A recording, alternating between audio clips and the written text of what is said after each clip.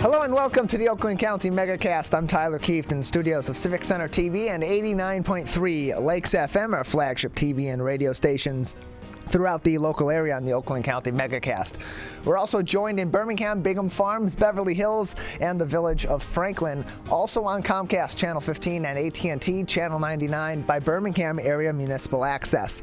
Also on the radio, 88.1 WBFH The Biff. That is the service of the Bloomfield Hills School District.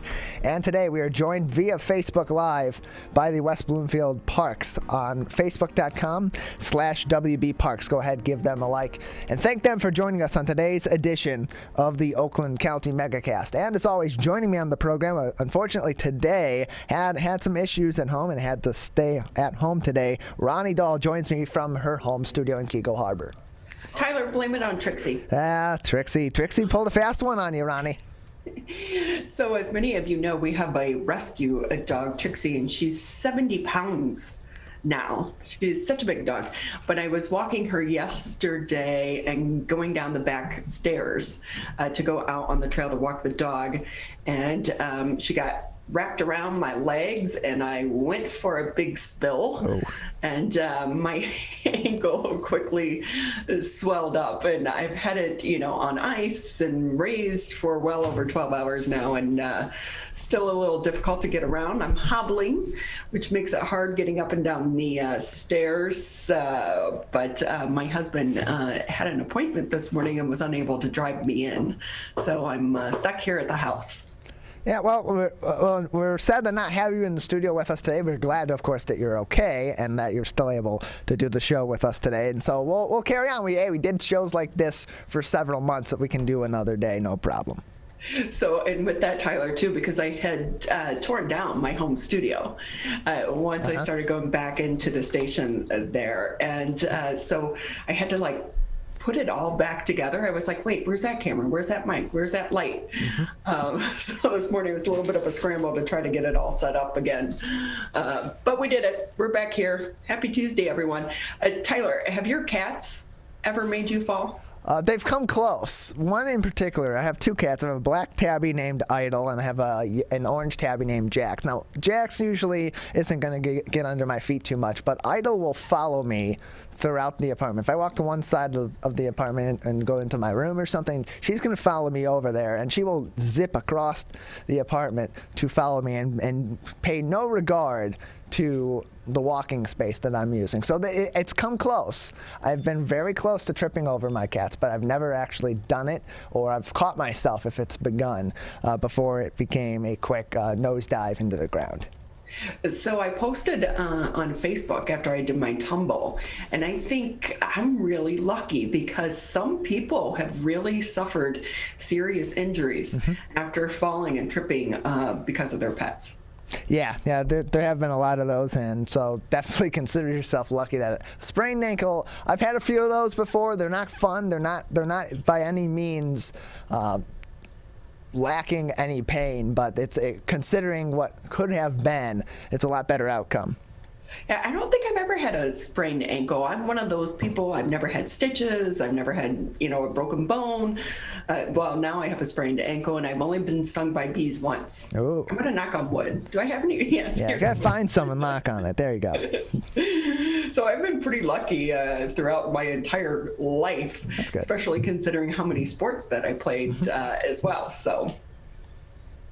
Yeah, they're definitely good to not have any broken bones or have many injuries, many scars that you have to worry about. It means you've been careful and also been a little lucky. And luck, of course, coming into play with the situation with Trixie and your little trip up there, too. But hopefully that sprained ankle isn't too painful. It goes away pretty quickly and you're back to full strength relatively soon. And Trixie is a little more careful about where she's stepping around Rondi.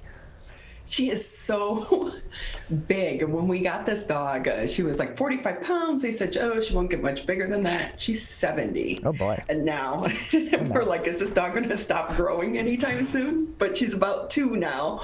So hopefully this is it. Because let me tell you, when she, her tail, too, because she's a lab mix, her tail is a weapon, Tyler. Oh, yeah. Knocking things over in our house, like, glasses with water, or she's broken a few of my knickknacks around here with that big tail too. Yeah, my mom and my stepdad have a German Shepherd, and her tail's pretty powerful too. So I know what you're saying with that. I've seen her knock things off the table and walk past you, and you just like hits you across the leg, and it feels like somebody's come by and just kind of slapped you upside the head on your thigh or on your knee or something, and it's just kind of like, ow, what was that? Oh, it's just you walking by. So yeah, powerful dogs as they get bigger, especially even their tails. Most definitely. But with that, I guess we could go ahead and jump into the headlines. Yes. For the day here, Tyler. Of course, as we know, every Monday, the new list comes out regarding the outbreaks of COVID-19 at area schools across the state of Michigan. So there were 268 new COVID cases here in the state, and those were reported for the week of March 8th through the 12th. 44 of those occurred at outbreaks in 5 different schools here in Oakland County. So the new outbreaks are at Birmingham's R. Shepherd Lutheran. There were 15 cases of students and staff there. Country Oaks in Commerce Township, 2 cases. Ferndale High School had 2 cases, and Stony Creek High School had 6 cases. And Lutheran Northwest in Rochester Hills had a case as well. And keep in mind, the outbreak, according to the Department of Health and Human Services, is when you have 2 individuals outside the same household that they believe were in contact of one another. And that's what they constitute as an outbreak.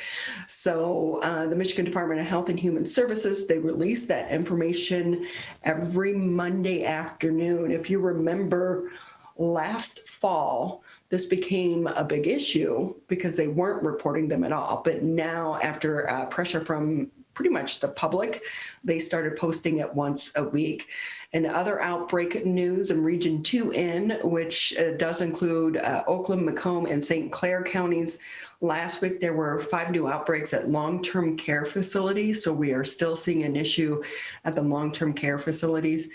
8 were reported in manufacturing and construction, 3 at healthcare facilities, 4 at office settings, 0 reports of any restaurants and bars. And of course, the state, though, does not release the names of the companies where some of these outbreaks are occurring, which is kind of odd, too, because we do know that MIOSHA, when they find a company, they do list the name of the company as well as the fine.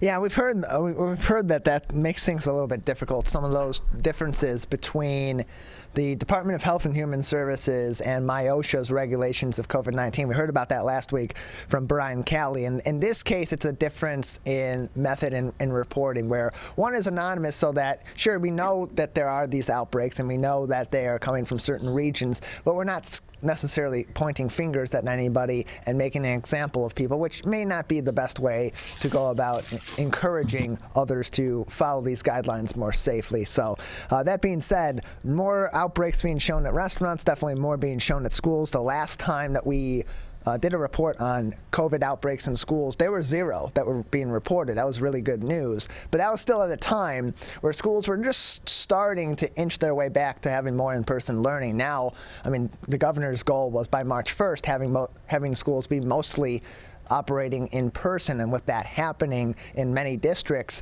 it's not exactly a stretch to expect having more outbreaks occur, especially as we are only in the first couple of weeks of having increased in-person learning while the pandemic continues on. And we know, anytime you bring people together in a setting, there are going to be outbreaks. So, and of course, the schools have been doing a good job at trying to monitor the outbreak. So by the time it's reported publicly, the schools have already notified the members of their community there at the school. Really, the big focus, though, now, Tyler, is all about the vaccine and how do you get the vaccine. Registration system is now open for the COVID-19 vaccination clinic that's going to be held at Ford Field in Detroit. The mass vaccination site is set to officially open on March 24th. It's going to operate from 8 in the morning until 8:30 at night, 7 days a week, through at least mid-May. Sign up is available. There are 3 different options, and we do have those on our website. You can do it online, you can text End COVID to 75049. Again, text End COVID to 75049.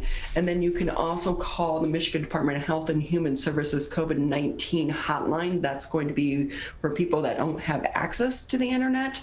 But that hotline is only going to be open Monday through Friday from 8 until 5, and then Saturday and Sunday from 8 until 1. It's expected, though, that you are going to be on hold for a very long time if you do need to call. So be prepared for that. Don't get frustrated. Hopefully you have a speakerphone if you need to call, so you can be doing a lot of other things. So once the registration process is completed, people who have registered will receive an invitation either by voice or text when it's their turn to schedule the appointment. Vaccine appointments will be scheduled in a few days in advance, so you'll get probably a 2 to 3 day notice. The vaccine is going to be offered at no cost, and insurance is not required, nor will it be requested at the vaccination center. Any Michigan resident who is eligible to receive the vaccine under the Michigan Department of Health and Human Services vaccine guidance will be able to register for that appointment. And of course, they are expecting to open that up to everyone 16 and above come the first week in April. So they are going to be able to get a lot of people vaccinated at Ford Field. Parking is also going to be free. Yeah, putting a big effort into getting a lot more people vaccinated, and I wouldn't be surprised to see even more of these mass vaccination sites pop up across southeastern Michigan and across the state in major city hubs such as Detroit, such as Lansing, Grand Rapids, Traverse City, and so on as this vaccination effort really ramps up. If the goal is to get most of the country vaccinated and get to that herd immunity point by mid-May or early on in the summer, these kinds of efforts are going to be needed, and there are multiple ways that you can sign up. That being said, you should really still expect some significant waiting times, both in getting signed up if you're doing that by phone or doing that by other method, and then on top of that, waiting for your turn to be called, and then on top of that, waiting when you go to the mass vaccination site. There's still going to be a lot of waiting involved, but moving the needle forward a lot quicker, no pun intended, than before.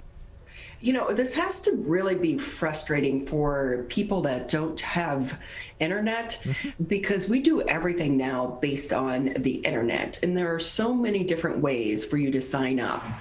And it makes it also easier to track when your number is called for you to be able to go get a vaccine. And I think about some of these poor seniors who don't have the internet. I know friends that's how they're operating, and it really is a lot of phone calls, just like back in the olden days, but keep in mind, it can be hard for them to even get some of these phone numbers to call as well. Yeah, and it's tough for people too that are not able to get not able to get through normal means of transportation. Maybe they are injured. They are not in a capacity to walk down flights of stairs or to take elevators and use public transportation and get to these vaccination sites on top of that. And they need additional help. We actually have had a couple of people that have called and with tips to us of people we can maybe talk to about that issue. We're working on getting someone. There is a program through Oakland County to help people that are homebound get to vaccination sites. We're going to work on getting a representative from that organization on the show here soon. But that's another issue as well. And in a lot of situations, whether it be in situations where people don't have reliable access to the internet or are able to get reliable access to the internet, may not have a phone in their home to be able to make these calls. That makes this even more difficult, and we don't want to be leaving anybody out of this effort because it is going to be something that requires entire community effort in order to get us to a point where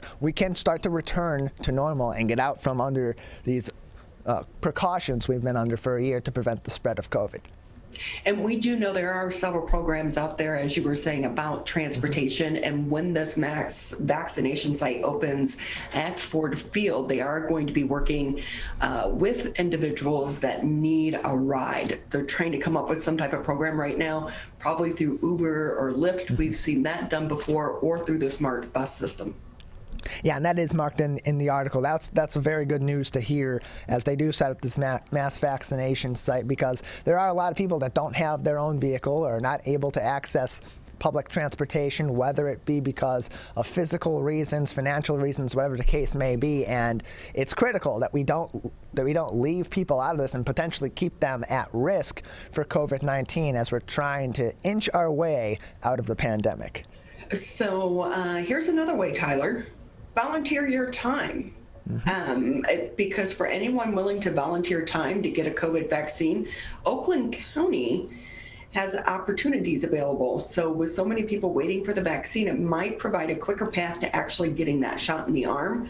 Those interested in volunteering should send an email to eoc@oakdove.com, and we'll have that information on our website, civiccentertv.com.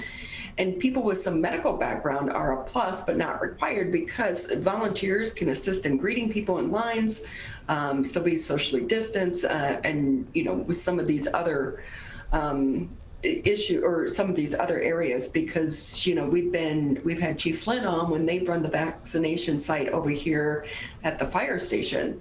And it does take a lot of coordination, and it does take volunteers to help. So that could be one way. As of March 11th, over 388,000 doses of the vaccine have been administered here in Oakland County. Currently, of course, anyone over the age of 65 is eligible to be vaccinated.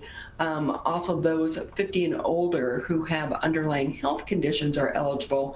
And then starting on March 22nd, anyone over the age of 50 is going to be eligible for the vaccine. But that is another way for people to maybe get it, is if you are a volunteer. But of course, they are asking you not to just volunteer once.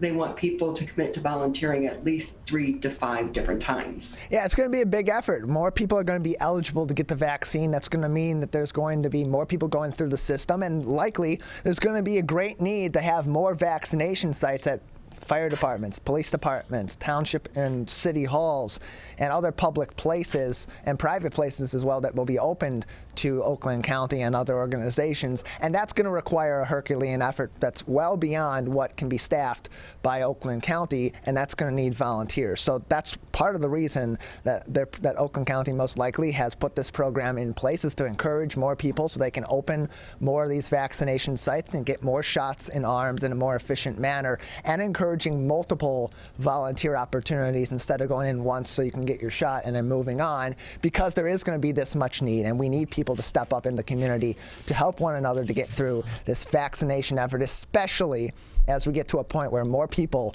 are going to be eligible to get the COVID-19 vaccine.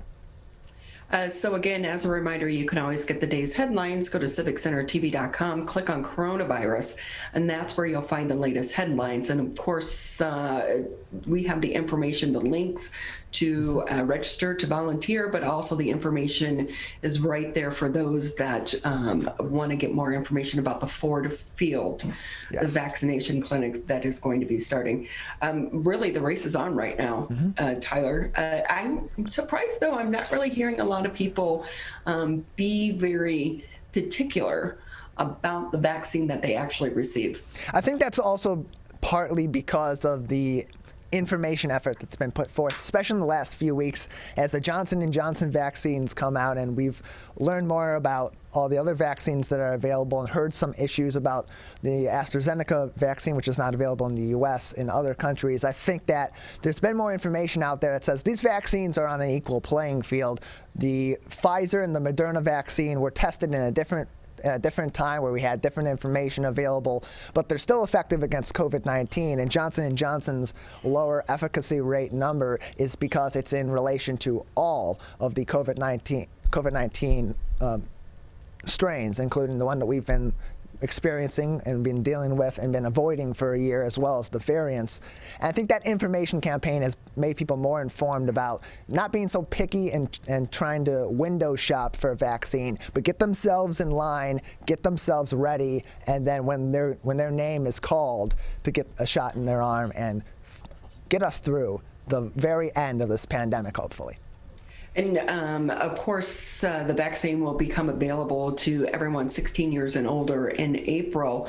But I did see this morning, Moderna, Tyler, has started doing a vaccine trial on kids as young as 6 months old, because as of right now, none of these vaccines have been approved for anyone under the age of 16. Yeah, and in an effort to get 70% or more of the population vaccinated against COVID-19 to get us to herd immunity, having availability be there for children is also going to be important. On top of that, if it looks like we're going to be in a position, and this is not official yet, but it's something that has been discussed because of the nature of COVID-19, if it does end up being a situation where the pandemic ends, but this becomes a new flu situation where there has to be a yearly shot, vaccinating children against this virus may be something that's going to be a need in the future. So having that information, whether or not it's for this current vaccination effort to get out of the pandemic or for after, either way, it's going to be important, and it's information that the medical community needs to know. So starting those trials, that's that first step to know if this can be something that we can provide to our children. And so our apologies. We're trying to drag out the show here because our 1020 guest had to postpone her interview. Megan Brennan was going to be with us. She has a great new company, Outdoor Yes. She, and she had a family emergency this morning. We completely understand. So it was a last minute cancellation. So we're hoping to get our 1040 guest on possibly a little bit earlier, but we're going to take a quick break here on the Megacast. Unfortunately, again, Megan won't be with us, but we do have a great show ahead for you. We will be speaking with the Jewish Addiction Resource Alliance and the Jamie Daniels Foundation. Such a powerful story, and they have a big event that's going to be coming up that we want to share with the community right now. In the 11 o'clock hour, we'll be speaking with the League of Women Voters. This is Women's History Month. And at 11:20, we will be speaking with Willpower Fitness Group. William McCrae will be with us here on the show. He has an amazing story as well as to how he got into fitness. And then we will end the show speaking with Tom Berman. He is the CEO of Nano Magic. Tom, many of us know, he was on the Keiko Harbor City Council and was an Oakland County Commissioner, but he has a new business venture. And this is something I think everyone is going to want to know about, Yes. especially if you're one of us, Tyler, and you have to wear glasses with your mask. And that's just kind of a little tease, but we'll take a quick break here on the Megacast. We'll be right back. Hi, my name is Kurt Lawson, and I'm the Public Information Officer for West Bloomfield Township. We wanted to reach out to you, our older adults, to provide information that you may find useful during this difficult time. We want to ensure you that West Bloomfield Town Hall, our Waters and Utility Department, West Bloomfield Parks, and our police and fire departments continue to work hard on your behalf. Information and resources can be found on the Township website, the police Facebook and Twitter, or call West Bloomfield Parks COVID-19 Help Hotline. Please remember to keep your social distance of at least 6 feet, wear facial coverings when you leave your home, and wash your hands for at least 20 seconds with soap. These precautions will help keep you safe during these difficult times.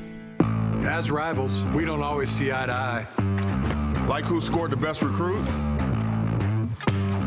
Who's gonna be who? And whether we wear green or blue. But one thing we can all agree on to help stop the spread of COVID-19. Wear a mask. Wear a mask. Wear a mask. wear a mask. Wear a mask. The ball's in your court, Michigan. Hi, I'm Dr. Faust, the Medical Director for the Oakland County Health Division. The most important thing you can do to prevent the spread of illness is to wash your hands thoroughly and often.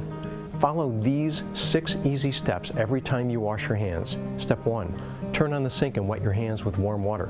Step 2, apply soap to your hands and lather between your fingers, under your nails, and the front and back of your hands and wrists.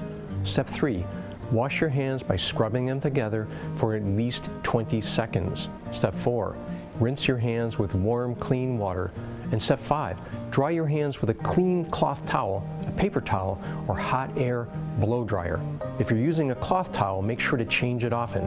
For handheld faucets, turn off the water using a paper towel instead of your bare hand. Step 6, if you're using a paper towel, throw it away. Practice healthy habits like washing your hands after coughing or sneezing into them to keep you and others healthy. Go to oakgov.com/health or call Nurse on Call at 1-800-848-5533 to learn more. Michigan, the coronavirus pandemic has put us all to the test. And now it's time to put COVID-19 to the test. As we move forward, testing will be critical. We encourage anyone who has reason to get tested to do so, those with symptoms and those without. If you are leaving home and going back to work, get tested. If you think you may have COVID-19 or you've been exposed recently through family, friends, or coworkers, get tested. Our test locator tool can help you find the right testing site that fits your needs. Even if you're looking for easy access with no cost, no prescription, and no appointment necessary, we've got you covered. Help Michigan move forward, not backward. To find a testing site or learn more, visit michigan.gov/coronavirus test. A message from the Michigan Department of Health and Human Services. The only way to beat COVID-19 is to face it. You can't get too comfortable. You can't forget the danger. Wear the mask. Wear the mask. Wear the mask. Wash your hands. Keep a safe distance. Especially in the next few months. You know we'll get back to normal. We'll get back to normal. We'll get back to normal. Someday.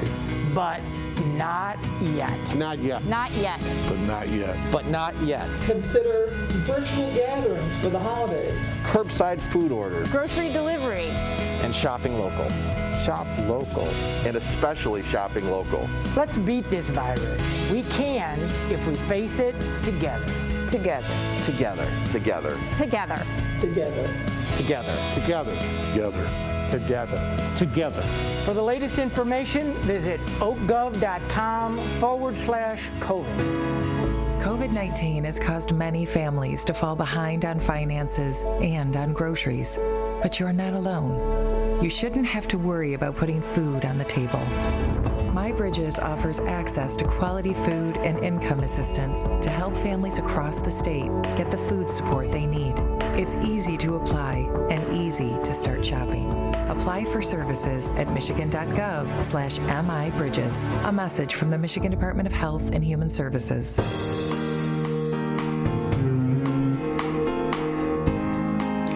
Welcome back to the Oakland County Megacast. I'm Tyler Keefe in the studios of Civic Center TV and 89.3 Lakes FM as I switch the TV screen over to my camera instead of the video output going to the broadcast. Now you see me. Here I am.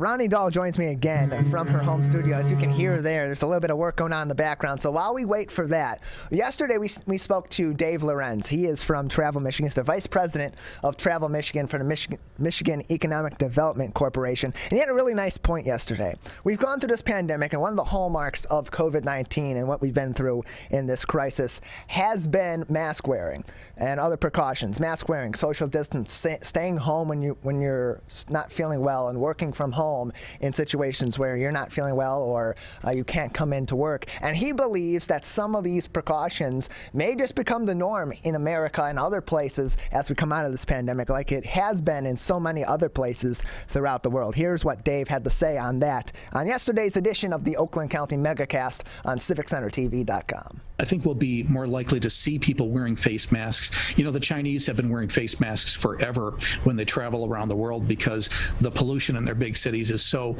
incredibly bad. You can't, like with somebody like me with asthma, you can't breathe in Beijing, Shanghai, Guangzhou, whatever.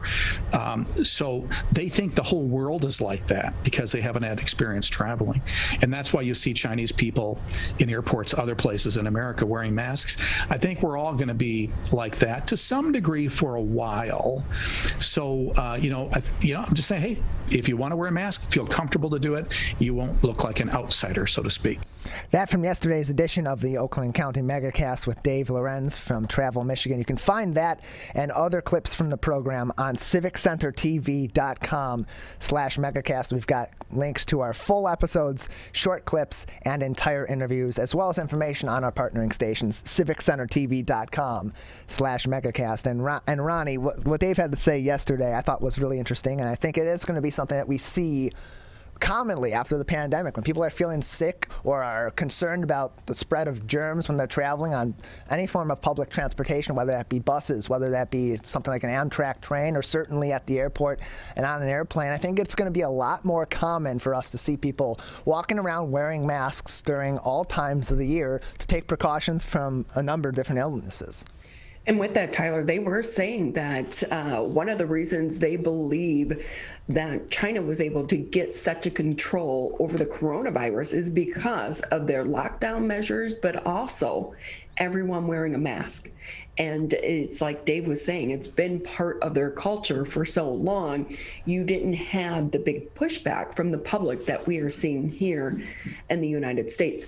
Also interesting with that conversation yesterday, as more and more people are starting to travel, I would imagine we are going to start to see some entities, I don't know if the airlines will do it, but maybe cruise ships, in order to travel and take advantage of life as we used to know it. You may have to show that you do indeed have the vaccine. Yeah, that's another interesting point that he made. And he had said that he had been at a travel conference recently down in Florida, an in-person conference with distancing and safety measures in place, of course.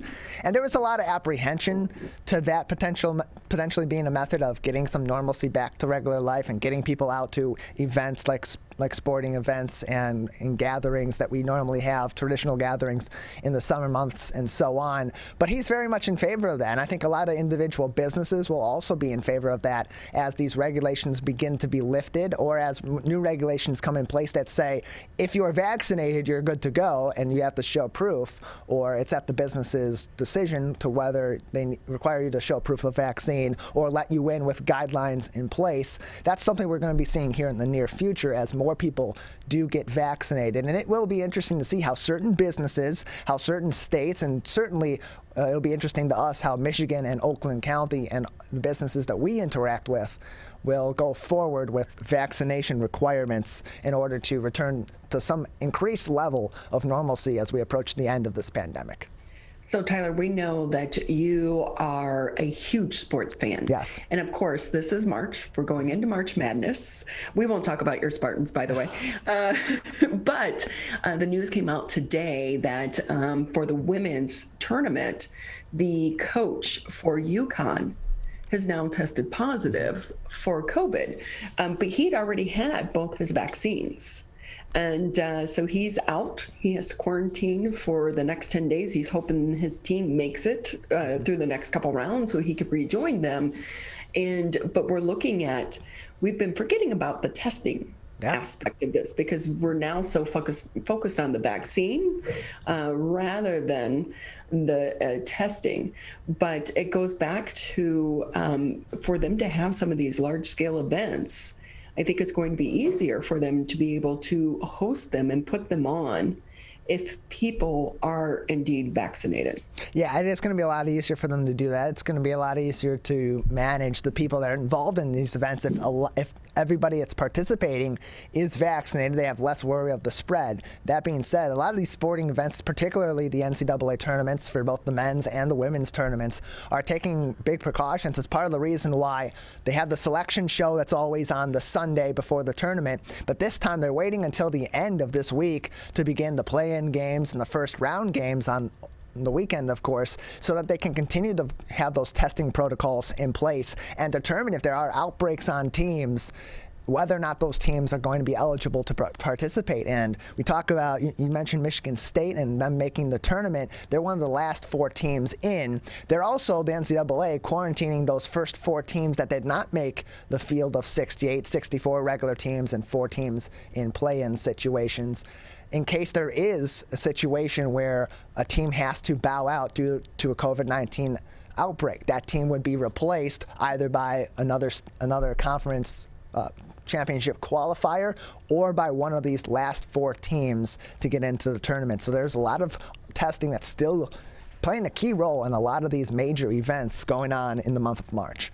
And we'll have to see how it plays out. Yeah. They were actually saying, Tyler, that there are fewer people betting because we're not in the office setting. Before it was a bracket. Everyone had the bracket at the office with the pool, but so many people are not back in the office right now. Although I will say online sports betting in the state of Michigan, you cannot turn on the TV right now without seeing an ad.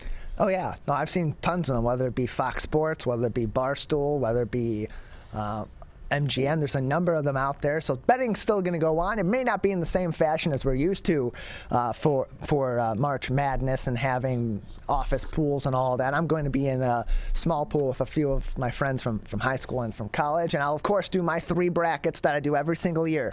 My regular bracket, that's the one that I truly believe in. It's my bracket of integrity. Once it's set, it doesn't move. It's the only one I submit to any sort of contests online. The mascot strength bracket, whose mascot would beat the other in a head-to-head fight, and of course, my coin flip bracket. Flip a coin, and depending on which side it lands on, one team versus the other. It did predict that 16 seed over that 1 seed upset that happened, a historic upset a couple of years ago. See, you have all your bases covered. Of course. We're going to take a quick break here on the Megacast. When we come back, we will be switching the conversation to a very serious conversation that we all need to be having right now. We'll be talking about addiction. This is the Oakland County Megacast. Michigan, we're calling on you to save lives. Don't ignore it. Don't let it go to voicemail. It's urgent. In fact, it's critical. Because if you've been in close contact with someone who tests positive for COVID-19, you may have been exposed to the virus. And you could get a call from My COVID Help or your local health department. So please answer the call to learn how to protect yourself, your family, and friends.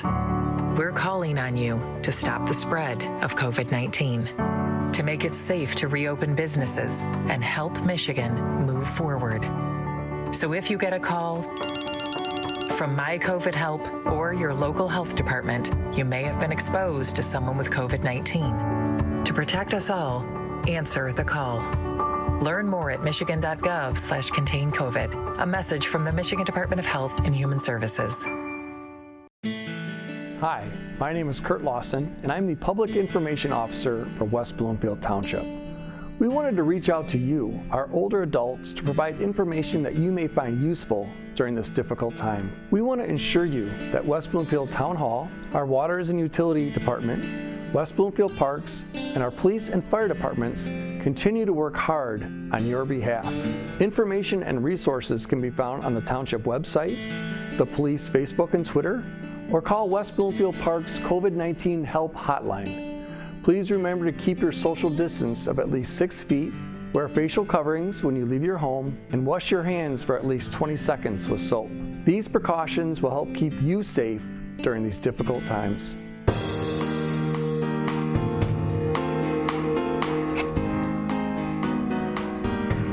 We want to say thank you for taking time out of your Tuesday to be with us here on the Megacast. I'm Ronnie Dahl here in my home studios. Mr. Tyler Keefe holding things down back there in West Bloomfield. Of course, yesterday I was walking my dog, took a tumble, and have a sprained ankle, and I'm unable to drive right now. So hopefully, as the day goes on, it gets a little bit better, and I'll be back in the studio with you there tomorrow. Yeah, well, we're rooting for you. We hope to see you back in here tomorrow. But, you know, we've done all these shows with having me at the studio, you at home over the last several months. It's natural to us. So either way, we're going to continue to do the Megacast one way or another. And of course, this show did grow out of the COVID-19 crisis. And one reason behind it is to really try to bring you important information in a long interview format, because it's so important for us to have so many of these conversations, and one being around addiction. We do know the numbers are increasing right now due to the pandemic. And joining us now on the show, we want to bring in Lisa Berkey. She's the Executive Director for the Greater West Bloomfield Community Coalition, and Lisa Daniels-Goldman. She's the co-founder for the Jamie Daniels Foundation. They're part of the Jewish Addiction Resource Alliance. Thank you both for being with us. Thank you. Lisa Berkey, if we could start with you. Fill us in. I know we've talked before about the Greater West Bloomfield Community Coalition, but give us a background into the organization. The coalition or the Jewish Addiction Resource Alliance? How about both of them? Okay. Because does one fall under the other, or is there a coalition of everyone together? So they're different. The Greater West Bloomfield Community Coalition is one of 21 coalitions in Oakland County, where we help our youth and our community with drug and alcohol prevention. We work with mental health, anti-bullying, anything that can help our youth grow to their greatest potential. And we also bring programming to parents and community members to help the youth. The way the Jewish Addiction Resource Alliance came about, I'm a member of putting the group together. There were many groups that got together and felt that the Jewish community needed a group like this. So I'm just one of them. There's also another coalition called Tri-Community Coalition, Henry Ford Maple Grove, the Jamie Daniels Foundation, Feinberg Consulting, Friendship House, and Jewish Family Service. We all work together to put together this alliance. And that's great news, because we all need to come together in order to really help our community. And if we can now bring in Lisa Daniels-Goldman, you have a very personal and painful story with addiction. Can you share that with us? I do. Back in December of 2016, my son, Jamie, passed away while he was in recovery in Florida. Since his death, we've come to learn much more about the world of addiction and just how corrupt it can be. Unfortunately, Jamie was patient brokered while he was in recovery and succumbed to his death that way. He struggled for a couple of years that we knew about, and we had a very difficult time finding help for him here in Michigan. And unfortunately, I didn't know who to turn to. I didn't know that there were, when you Google something, you get beautiful pictures of beachfront property that were treatment centers, and not knowing what was just basically in our backyard. This group is very important to me at this point, the Jewish Addiction Resource Awareness. But and Lisa Daniels, staying with you on this conversation, the good thing I think that may come out of this pandemic is we are much more open to talking about the mental health issues and the addiction, because we know addiction is becoming more and more of a problem because of COVID-19 and the isolation. Do you think that by talking, it's helping not only your healing process for you and your family, but also the community? There's no question that certainly people are talking about it more. I can tell you that back in 2015 and 16, you couldn't find the information that's available now. People weren't saying anything. And that was one of the main reasons. Jamie was in recovery, and we didn't want his to be, oh, here's another kid who died of an overdose.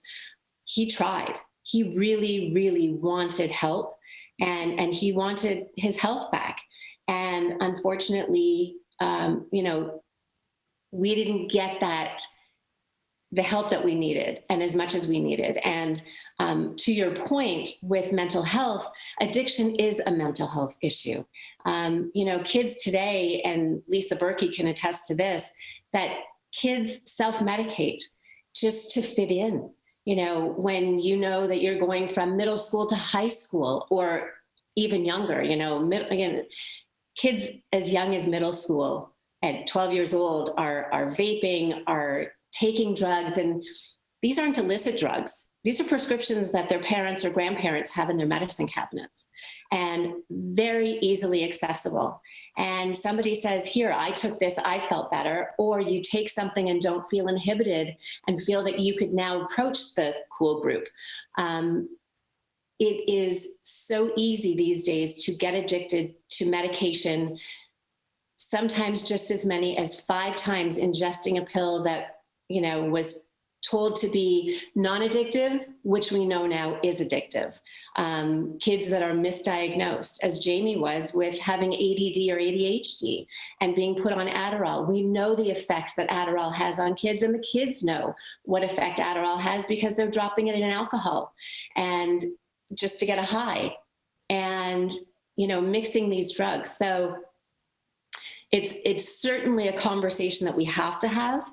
It is something that people still feel embarrassed about. We work hard at the Jamie Daniels Foundation to, get past the stigma of what addiction is. It is a mental health disease. It is a brain disease, and it is not something that anybody should be ashamed of. And that's what this group, the Jewish Addiction Resource Awareness Group that we put together is doing. Because if we can get into one community, our community of, the Jewish community, then we can branch out from there and people can realize that they are not alone. And I can tell you that nobody is alone in this. And whether you have a family member or a neighbor, I don't know anyone these days who doesn't know someone who is suffering or suffered a loss, or somebody who has gone through or in recovery at this point from addiction. Lisa, Berkey, if we can kind of throw the conversation back your way, so many of our high school students and middle school students have been at home alone, many of them, during this time because of remote learning. Are you seeing an increased number of people in need of help right now, or do you anticipate it's going to catch up with us later?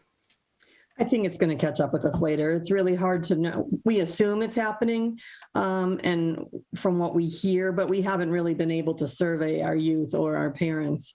So I do believe that when we're back in the buildings next year and things are hopefully back to as close to normal as possible, and we can survey our kids like we do every other year, and we also survey our parents, we'll be able to see exactly what is going on. But from the coalition point of view, we're preparing for that, knowing that next year we're going to have to do a lot more education on drug and alcohol, vaping, mental health, just because this year has been so hard on them. And how do we have the conversation? Because the kids know about this. So how do we have it as adults? With other adults or with our kids? With both. Okay. With our kids, I think it's important that you start from a very young age, being age appropriate in the discussion, but making it a comfortable conversation in your home. It's not like all of a sudden when they're 12 years old, you bring up alcohol and drugs. It should be something that you've discussed. You've been a role model to your kids, showing what's appropriate and what's not appropriate, what's expected, what's not expected as a family. I know this sounds silly, but the more often a family has dinner together as a family, the less chance the kids are going to be trying drugs and alcohol. So it's just that family connection and the communication that really helps from a young age. As for adults talking to adults, I would hope we, like Lisa said, this is an illness. Addiction is an illness. We should talk about it just like we talk about diabetes or cancer or, any illness that somebody has. It should become a regular conversation. We shouldn't feel concerned about being embarrassed. It happens. Lisa Daniels, how much do you think the doctors in the medical community hold responsibility for some of these cases that are happening across our country? There's a loaded question.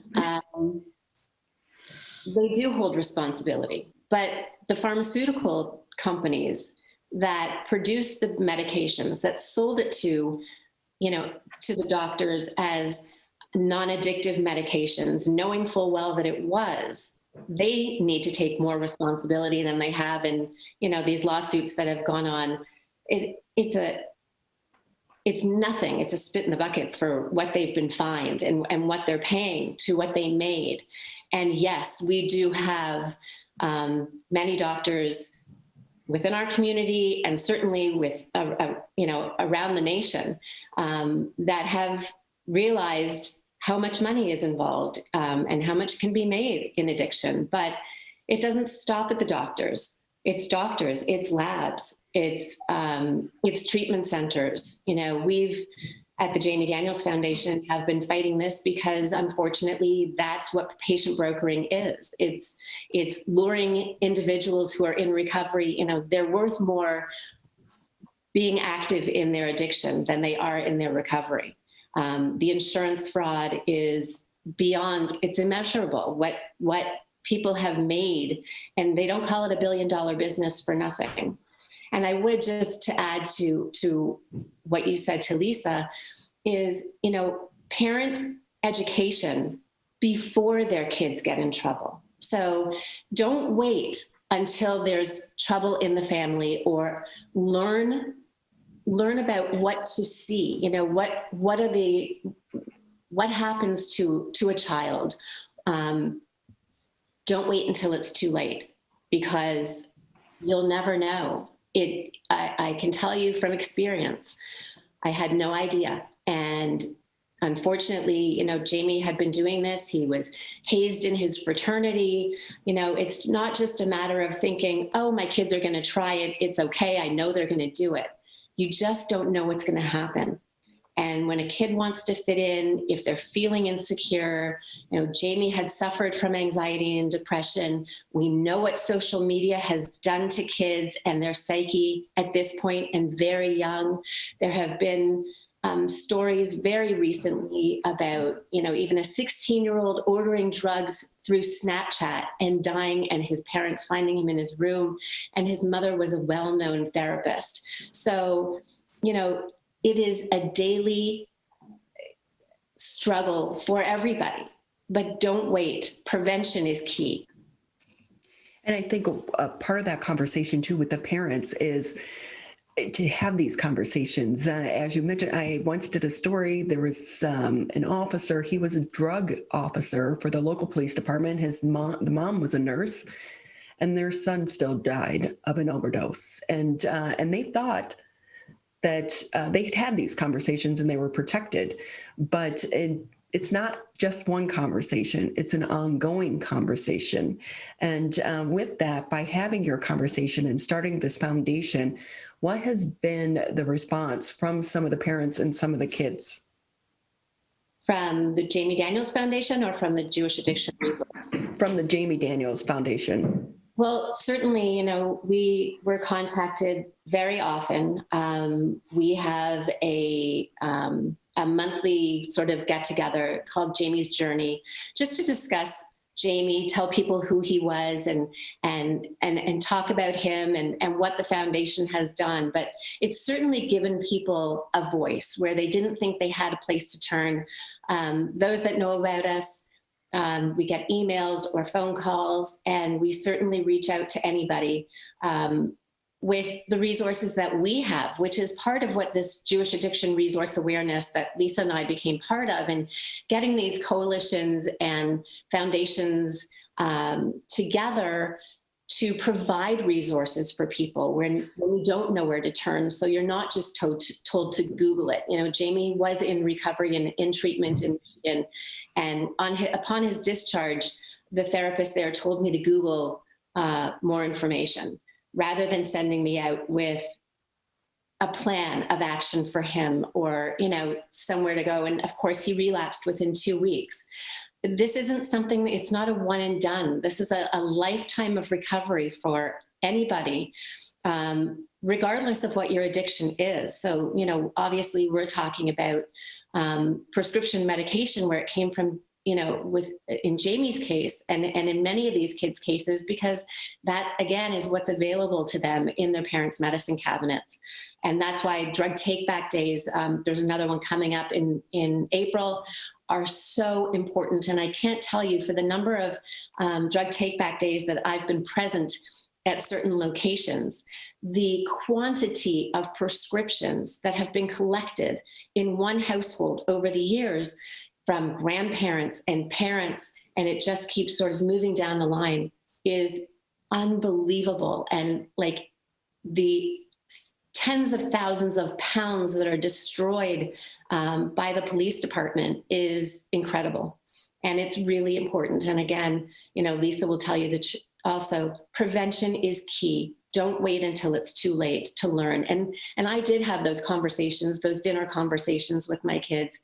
And, look what happened. We'll never recover. We will never heal by losing Jamie. But I can tell you that I can say his name every day. And if his story helps one person, then that's why the Jamie Daniels Foundation exists. And that's why I'm part of the Jewish Addiction Resource Awareness. So Lisa, Berkey, I know you guys have an event coming up. Can you share that information with us? Sure. It is on Monday, March 22nd, obviously via Zoom. It's 7 to 8:30 p.m. And we have a panel of people speaking. One is Lisa Daniels-Goldman. She'll be telling Jamie's story in more detail. We have someone else, a community member. His name is Ben, who's been in recovery for over 5 years. Ben will be telling his story. We also have Lisa Kaplan from Maple Grove. And we also have Rabbi Benny Greenwald, who is from the Friendship House. So each one will be discussing from their corner of the addiction world about how to help the people listening. We will talk about recovery. We'll talk about resources. This specific event will be through the Jewish lens, just because this is our starting event and we are the Jewish Addiction Resource Alliance, but anybody can benefit from listening to these people. How important to add it into this conversation should we be talking about trying to decriminalize drug use? To me or to the other Lisa? Does it matter? How about you? We're with you. How about we start? Okay. I think that at least here in West Bloomfield, just so you know, that if someone is if EMS and police come to a West Bloomfield house and someone has overdosed, our West Bloomfield police officers aren't arresting them. What they care about is taking care of them and getting them to the right place and to into recovery. So they always, anytime we've had the West Bloomfield Police Department as part of a panel discussion, they'll always say that, parents tend to hide what was used to overdose, but that's kind of important when EMS shows up. They need to know what drug they've taken. So you don't have to hide it. They're not going to arrest them. They just want to help. So I would have to say that whatever will help the people that are addicted to these drugs and to get back into recovery, I'm all for. We've had such a big push over, a few years about having, certain devices in high schools, in schools and churches. Should we include Narcan in those life-saving kits and have those pretty much everywhere? I think so. We report up to ACHC, which reports to Oakland County Health Network, and they do free Narcan training, and we have those. In fact, last week we had one with Henry Ford, and we trained 17 people. And each person that is trained gets 2 doses of Narcan given to them. I think it's extremely important because Narcan isn't just for the person that knows somebody that is on drugs. When we get back to normal, it could happen when you stop at 7-Eleven for a Slurpee, when you're grocery shopping, when you're pumping gas. It can happen anywhere. So yes, I do think it's important that it's in places like churches and schools, anywhere people are everywhere normally, right? So I think Narcan's very, very important.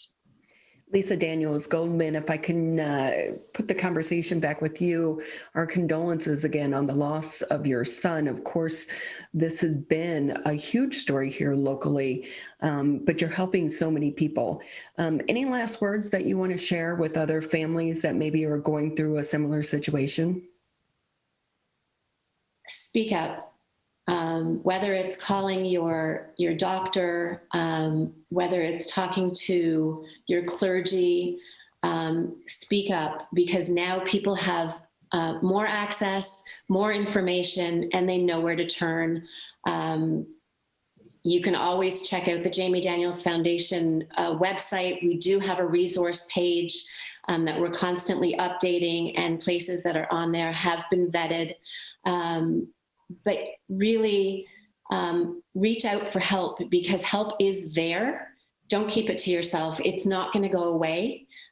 This is not something that somebody can get over, and it is not a moral failing. This is, people have to understand that it is a brain disease and it's not a moral failing, and there are resources available, and we are willing to help. And I know that help is available and recovery is possible. Well, thank you both so much for being with us. You're listening to 88.1 WBLD Orchard Lake. As a reminder, the event is going to be Monday, March 22nd from 7 to 8:30. It is via Zoom, and you can register at jfsdetroit.org. We're going to take a quick break here on the Megacast. This may seem uncomfortable, but so is being hooked to an IV, sleeping in a hospital bed, and fighting for your life. When it comes to COVID-19, comfort is not as important as saving lives. Wearing a mask can greatly reduce the chance of spreading the virus. So mask up, Michigan, every time you leave home. You're listening to the Oakland County Megacast on 89.3 WBLD Orchard Lake and 88.1 WBFH Bloomfield Hills. The Megacast returns shortly. The only way to beat COVID-19 is to face it. You can't get too comfortable. You can't forget the danger. Wear the mask. Wear the mask. Wear the mask. Wash your hands. Keep a safe distance. Especially in the next few months. You know we'll get back to normal. We'll get back to normal. We'll get back to normal. Someday. But not yet. Not yet. Not yet. But not yet. But not yet. Consider virtual gatherings for the holidays. Curbside food orders. Grocery delivery. And shopping local. Shop local. And especially shopping local. Let's beat this virus. We can if we face it together. Together. Together. Together. Together. Together. Together. Together. Together. Together. Together. For the latest information, visit oakgov.com/COVID. Michigan, the coronavirus pandemic has put us all to the test. And now it's time to put COVID-19 to the test. As we move forward, testing will be critical. We encourage anyone who has reason to get tested to do so, those with symptoms and those without. If you are leaving home and going back to work, get tested. If you think you may have COVID-19 or you've been exposed recently through family, friends, or coworkers, get tested. Our test locator tool can help you find the right testing site that fits your needs. Even if you're looking for easy access with no cost, no prescription, and no appointment necessary, we've got you covered. Help Michigan move forward, not backward. To find a testing site or learn more, visit michigan.gov/coronavirus test. A message from the Michigan Department of Health and Human Services.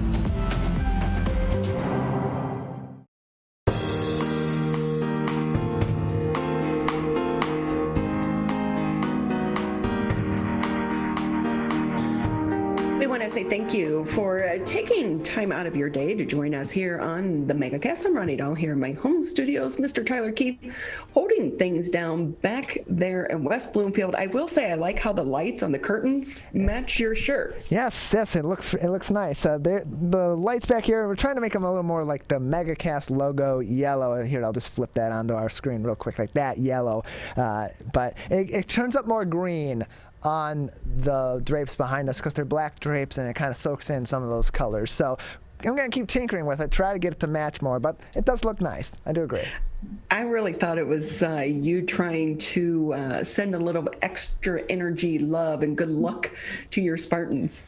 No, I can't help them play offense. Well, we want to say thank you for everyone for taking time out of the day to be with us. Again, you can always catch us on civiccentertv.com, but also if you do have cable, thank you. Channel 15 on Comcast, 99 on AT&T, because a portion of your fee helps support programming as such as this. And as we begin to kick off the second hour of the show, this, of course, is Women's History Month. And sadly, Tyler, I did see a recent article about how many women are leaving the workforce right now due to the COVID-19 pandemic, and also how it's still hitting women so much harder because so many women are still struggling with equal pay and also getting some of those high-paying jobs. But we do have a lot to celebrate when it comes to Women's History Month. To talk to us a little bit more, let's bring in Geri Rinschler. She is the VP of Community Engagement and Marketing for the League of Women Voters and a board member for the Women Officials Network Foundation. Geri, thank you so much for being with us. My pleasure. Thank you so much for inviting me. But you're right, we do have a lot to celebrate. And I guess I've been a little surprised, but maybe not, that since we did celebrate the 100th anniversary of the 19th Amendment, that the enthusiasm continues. And it's really wonderful.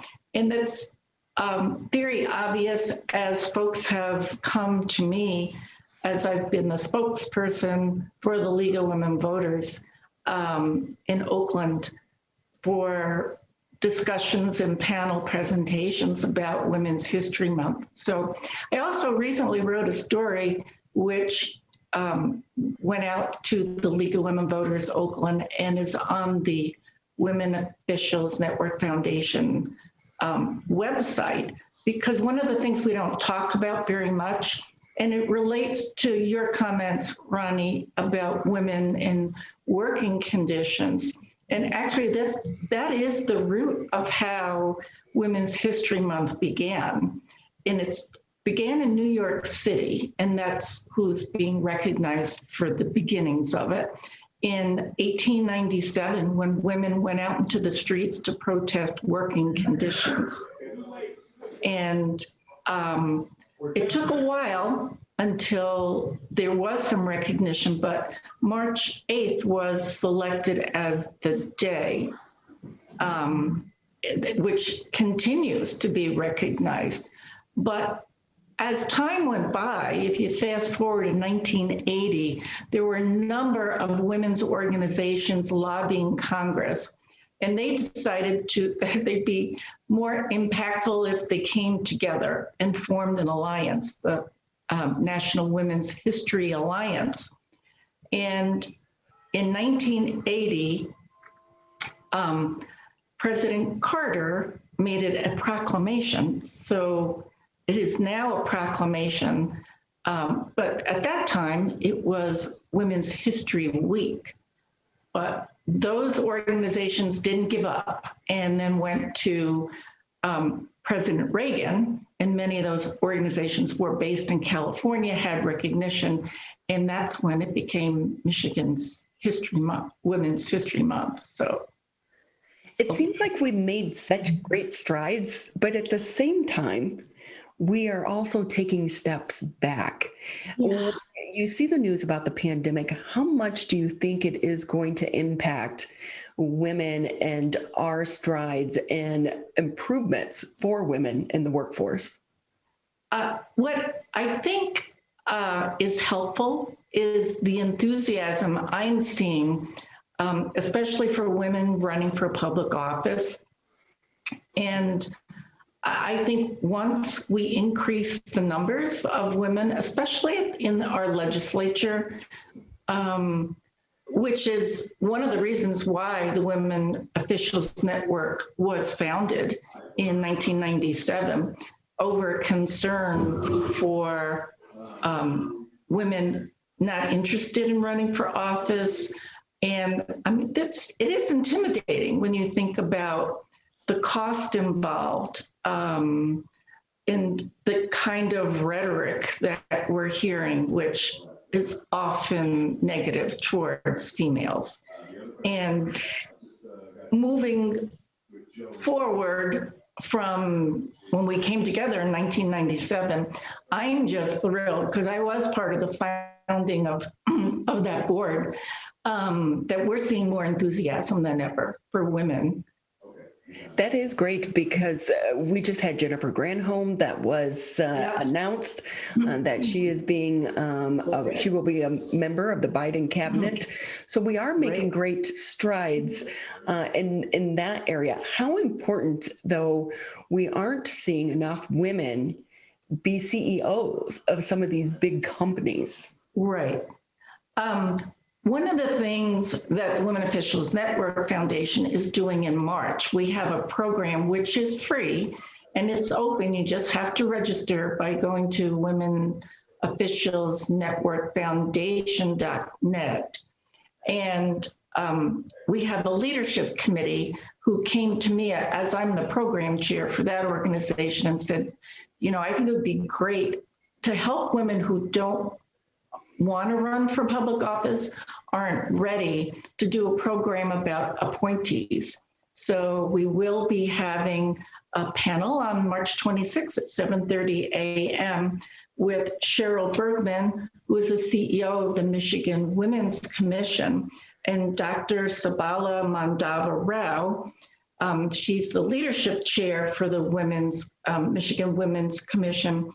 And especially helpful, I know, will be Geeta Dagar, who was appointed by Governor Whitmer to be in charge of all political appointments by the governor. So we're expecting, so far we've gotten a lot of good response and folks signing up for that. That is good news. One of the things, though, Geri, is what is it, though, sometimes about women that we don't mentor one another and lift each other up? It's like we're in a competition. Yes. Actually, the theme that we adopted last summer was showing up for one another. And if you go to our website, you can also see we're putting a spotlight right this month. It is on former Governor Granholm, and with some descriptions about her history and moving on to be appointed by our president. So, but you're right. So we're trying. I think too, women are balancing so many plates in the air. You know, so many single moms have so many responsibilities on their shoulders, and as you said, so many of them, because of the pandemic, have lost their jobs, and which is a concern of ours. But we think if we have more women representing us, we will be able to have deeper dialogue about showing up for one another. Geri Rinschler with us here on the Megacast. She's the VP of Community Engagement and Marketing for the League of Women Voters and a board member of the Women Officials Network Foundation. And with that, Geri, how can women get more involved? That's pretty easy. With the Women Officials Network Foundation, .net, go to our website, find out about an event and sign up. And our last quarterly meeting, I believe we had over 70 women on the 7:30 a.m. Zoom. What we started last summer was trying some meetings at 5:30 in the evening for folks who can't join us at 7:30 a.m. And in April, I will be chairing one of those, talking about how women can get appointed at the municipal and local levels.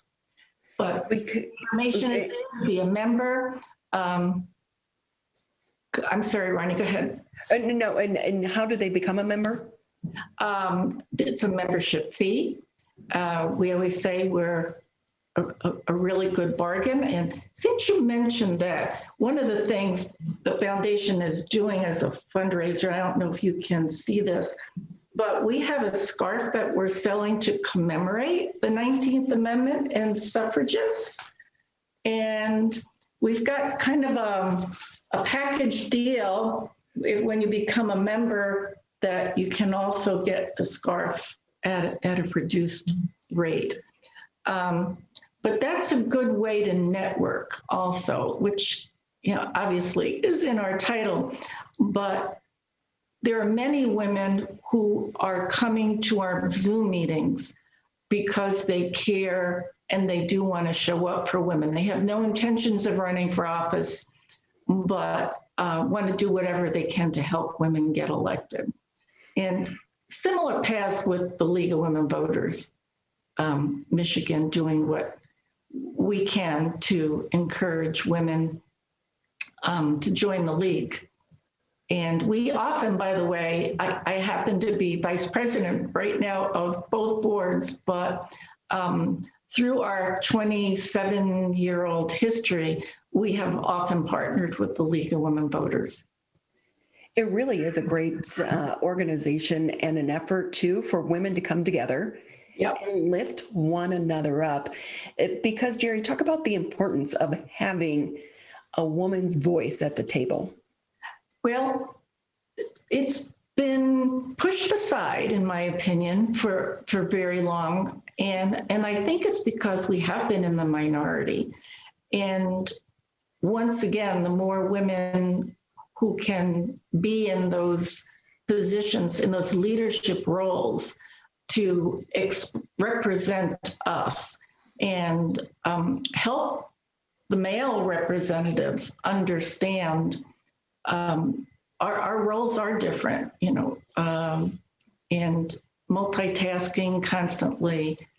And even though I know roles for dads and men are changing as well, but having a voice there when bills are written and when hearings take place, and encouraging women to show up and express their opinion, I think would be, moving in the right direction.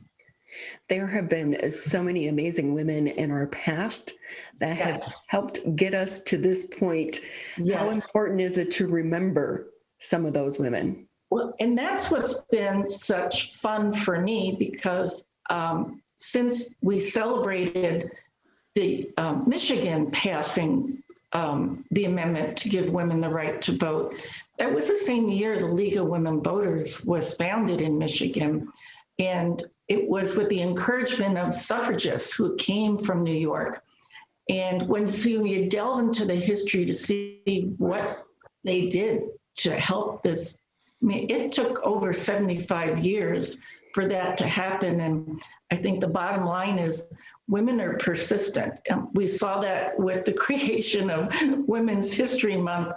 And 75 years, when you go back to the 1800s, Susan B. Anthony came here and testified at a hearing in our legislature, came in horse and carriage.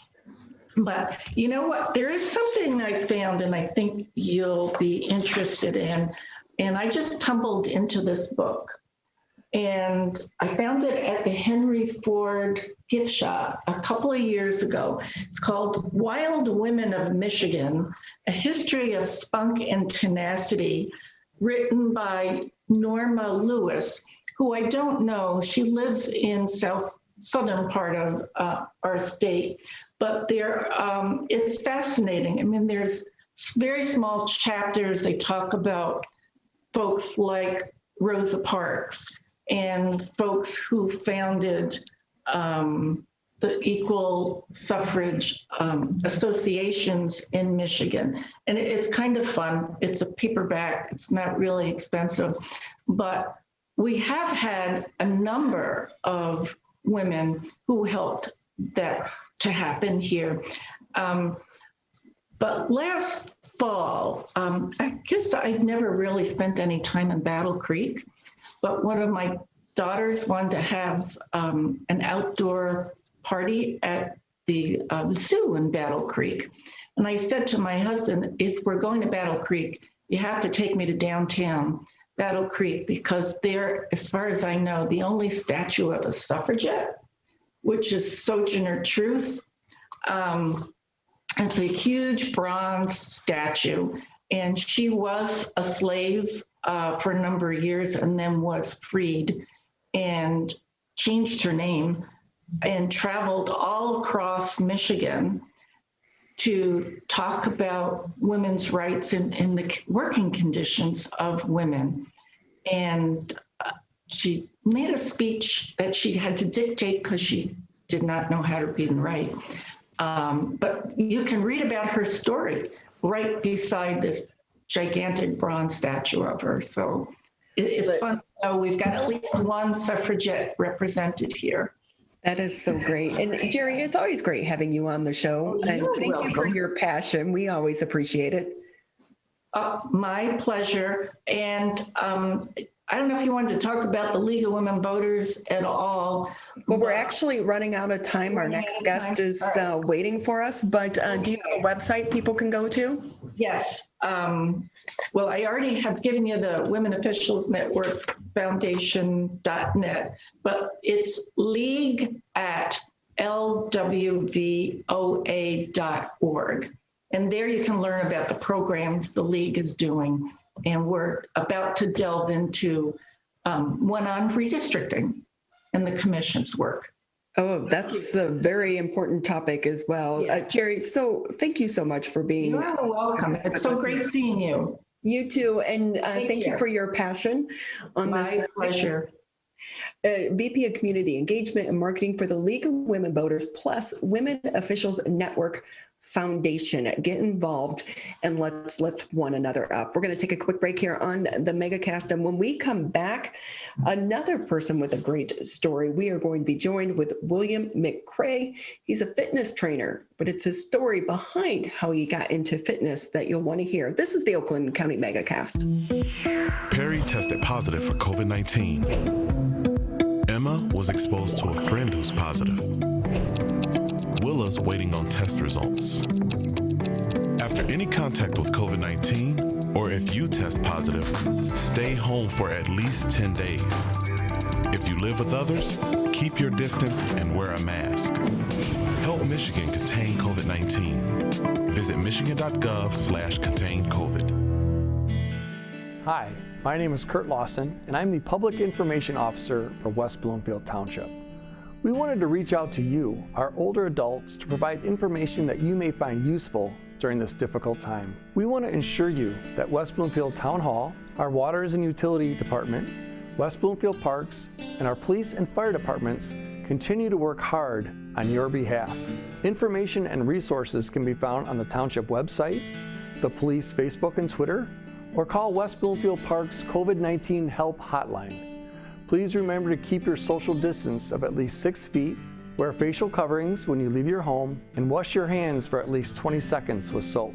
These precautions will help keep you safe during these difficult times. As rivals, we don't always see eye to eye. Like who scored the best recruits? Who's gonna be who? And whether we wear green or blue. But one thing we can all agree on to help stop the spread of COVID-19. Wear a mask. Wear a mask. Wear a mask. Wear a mask. Wear a mask. The ball's in your court, Michigan.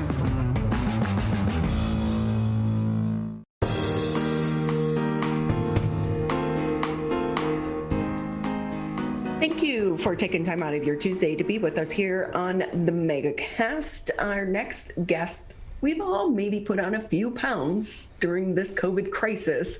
Remember the freshman 10? Well, it's like the COVID 20.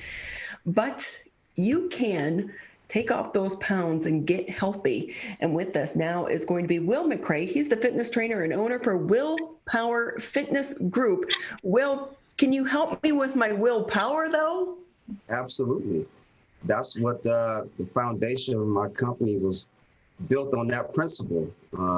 Also, it's a play on my name, too. So. Well, it's a good name. But when I went to your website, I was a little intimidated because you guys are serious about fitness. Yeah.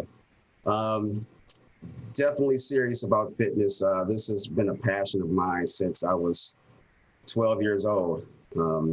That's when I got my first weight set for Christmas, and I kind of fell in love with lifting weights from that point.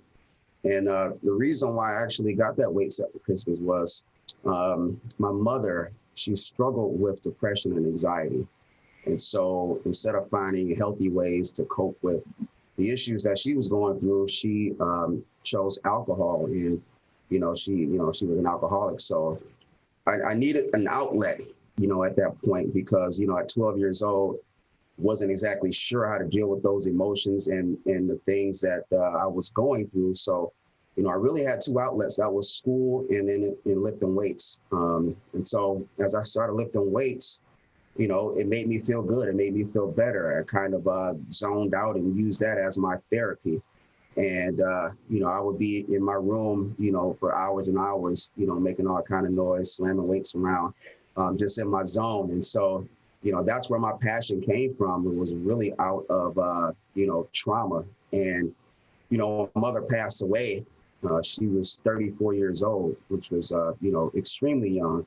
And I was 16 at the time. And so, that kind of solidified my path to health and fitness because, not only did I not want to meet that same fate that my mother, met, unfortunately, untimely, but I wanted to prevent people from going down that same path. And so that passion was deep, and, it's really what I built my company on, the why principle, which is helping people discover their true meaning, their true reason as to why, they're embarking on their fitness journey. And so after, my mother passed, I went on to college, Michigan State. I got my degree in kinesiology and exercise science and really pursued my passion right out of college.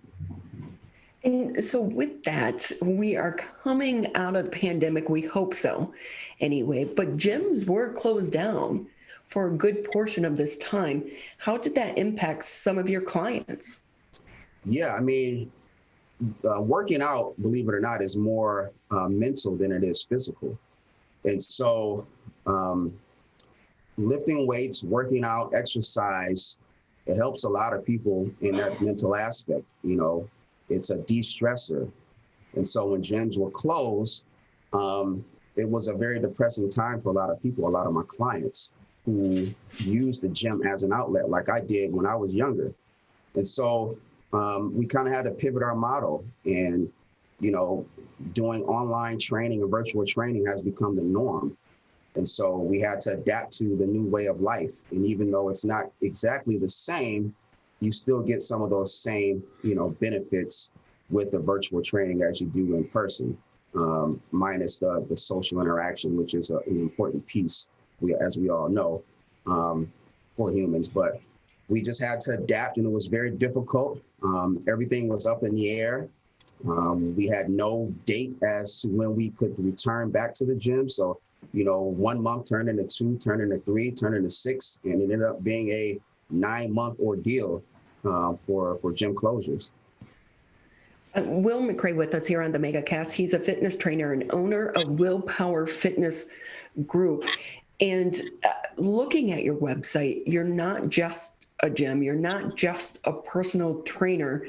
In a way, you're also a counselor that brings these people together. Absolutely. That's a great way to put it. And that's the way I feel a lot of times. People look to me as that outlet, as their counselor, as their listener, as their, comforter. I know things about, my clients that maybe, their spouses or children, don't even know. And they feel comfortable with opening up to me, and really because of my story and how transparent I am with telling my story and the things that I went through. And that's the reason why I always open with my story, to kind of break that barrier, to break that ice, and to let people know that this is much more than just physically working out. I'm treating your mental well-being as well. For so many of us, it's been hard to get back into the gym. It's about a routine, and it seems all of us, our routines have been upended right now because of the COVID-19 crisis. How do you motivate people? But it's not just to motivate them once, to keep that motivation going. Yeah, it starts with discovering that reason why. The why takes care of everything. So if you have a strong reason why, it doesn't matter what's going on outside or in your home, you are going to stick to your goals. You're going to be consistent. You're going to be committed. Now, if you don't have a strong reason why, then the things that are going on around you will affect you, and it will affect your motivation. But like I said, if you have a deep reason why, that's what's going to get you off the couch when you're tired. That's what's going to get you off the couch when it's cold outside. The weather is nasty. We live in Michigan, so we all know about the weather. So that's what starts the motivation process is discovering that why. So now that the gyms are allowed to be reopened, how is business going for you? Business is good. It's not the same as it was pre-COVID. There are a lot of people that are reluctant to return back to the gyms. There's a fear. There's a cloud of fear, certainly. People are scared of the germs and, the possibility that they may come into contact with, this virus, this deadly virus, this unfortunate string of events that we've had to deal with. So there's going to be a good portion of people that don't return back to the gyms. And so what we're looking at is really a change in the way the industry will have to operate going forward. The old gym models most likely will not work. And so we have to adapt to, catering to people who don't feel comfortable with face-to-face contact. So you have to develop a strong online presence. You got to get savvy with social media. You got to get comfortable with, being on camera. A lot of people aren't. So there are a lot of things that, we have to deal with. But with any business, if you're not able to adapt and change, then, you'll meet the same fate as, a lot of the businesses that unfortunately weren't able to make it out of, this pandemic this past year. I will say, when some of the gyms went online, at first I was like, how is that going to work? But hello, Jane Fonda did it for how many years, right? So, but and social media is making it so much easier, and it is another way for so many people to stay connected.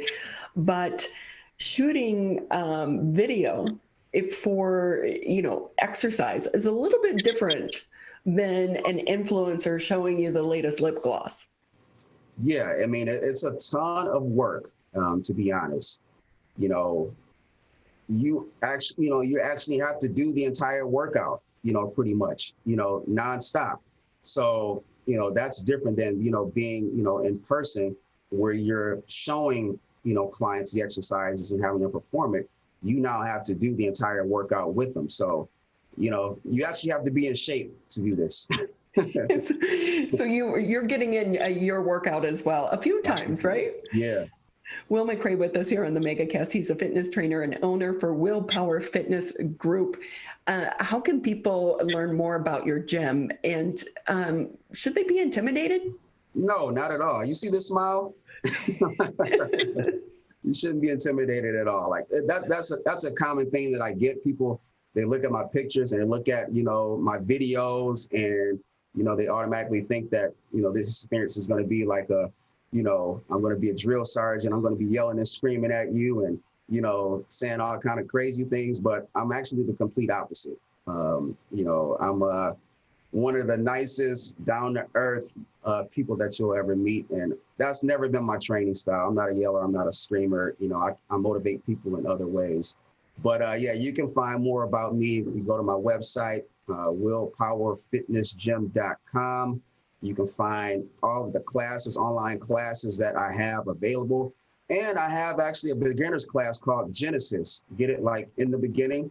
So those are for people that, you know, may have never worked out before, or it's been a long time since they've worked out, or they have, you know, injuries, past injuries or modifications, restrictions. So that class is perfect for the people that, you know, they may feel a little intimidated, you know, at first. On social media, you can find me on Facebook, Willpower Fitness Group, and on Instagram, Willpower Fitness. So one of the big questions right now, obviously, with so many people that have gone through COVID, as they start to get back into a routine, is high intensity better for them, or is it low intensity, and how to modify it? Yeah, you definitely want to start off slow. You don't, you know, you don't want to push yourself too hard too early. I recommend taking a gradual approach where you do a little bit more each time. I look at it this way: it's a marathon and not a sprint. So there's no need to rush. Start slow. If you need modifications, I have tons of classes and exercises for modifications. But COVID, the main thing is you want to remain active.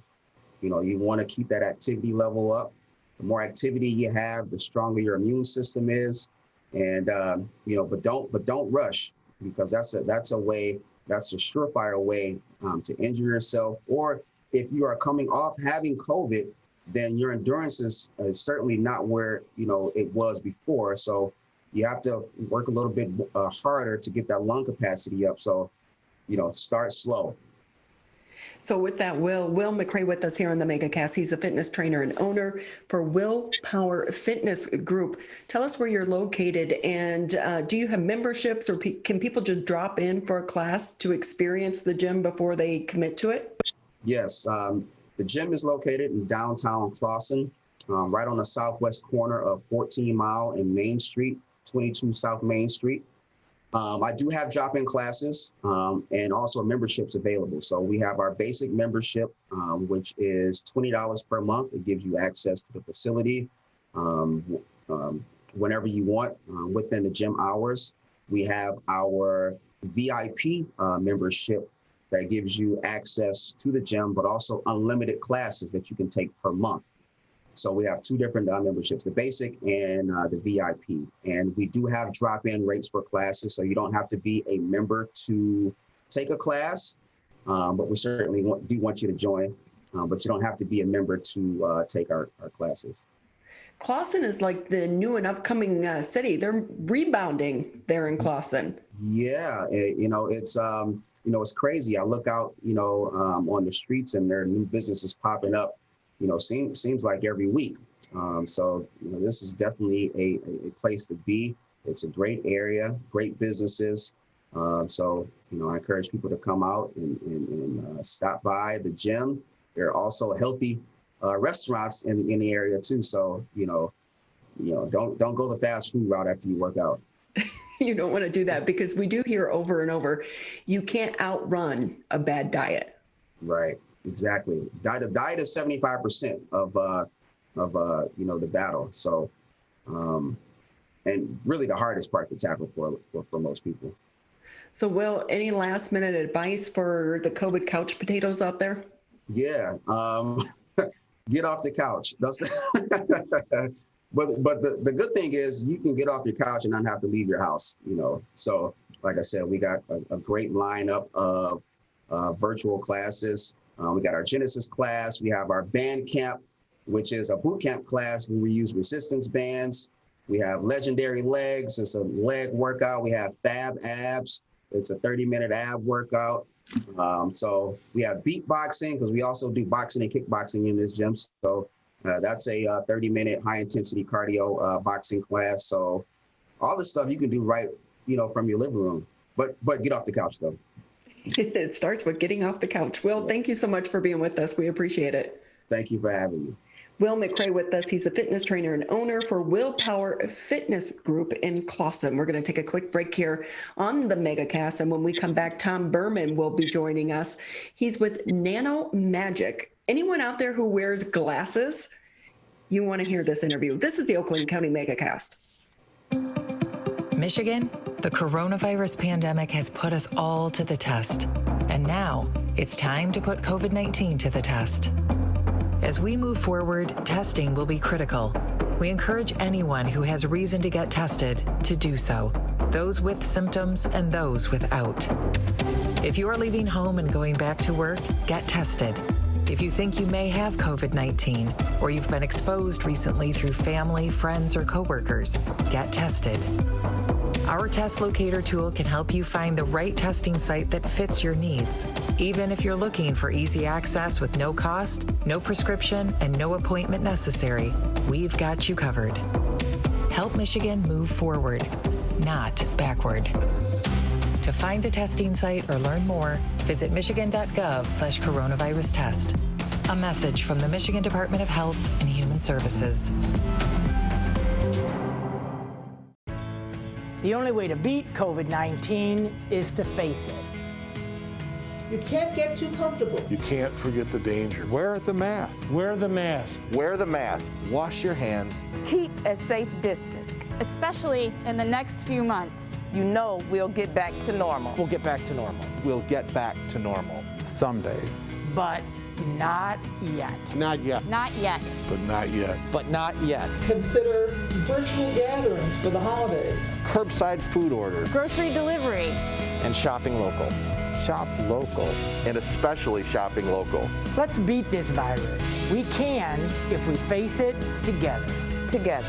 Together. Together. Together. Together. Together. Together. Together. Together. Together.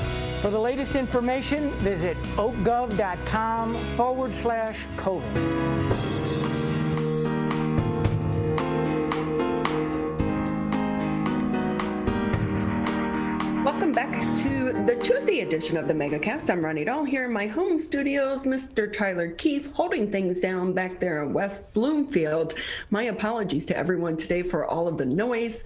I am working from home because I sprained my ankle walking the dog yesterday, but this is also the day that we had contractors coming into our house. So a lot going on here behind the scenes, Tyler. Yeah. We've heard it a little bit earlier on in the show, but it's been pretty quiet ever since then. So all is well thus far in the Megacast today, Ronnie. Well, just about 20 minutes left here in the show, and we are lucky enough to have our next guest with us, Tom Berman. We may know him. So many of you may know him. He is a former member of the Keego Harbor City Council, as well as the County Commission. And now he has a new venture in his life, CEO of Nano Magic. Tom, thank you for being with us. Hey, Ronnie, thanks for having me. I appreciate it. It's my first time on. Really? It is. You guys never invited me when I was a Keego Harbor City Council member or on the Board of Commissioners. Maybe I'm moving on up. I don't know. Well, actually, they started this show about a year ago, Tom, out of the COVID-19 crisis as a way to try to keep people informed. Thought it was going to be for about 2 weeks, and here it is a year later. Well, that's great. Congratulations on that. So with that, though, I was excited because a lot of people, well, most people may not know, but Tom and I are neighbors. So it's a little weird for me to be talking to you like this, because usually it's just across the street. But I'm excited about this new business. But tell us about Nano Magic.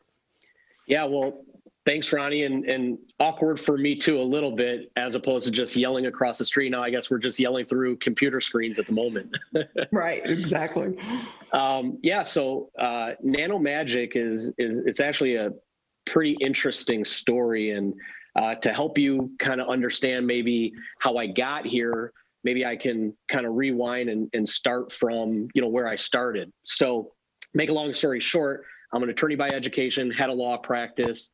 In my law practice, I primarily focus my practice on corporate representation, real estate transactional practice.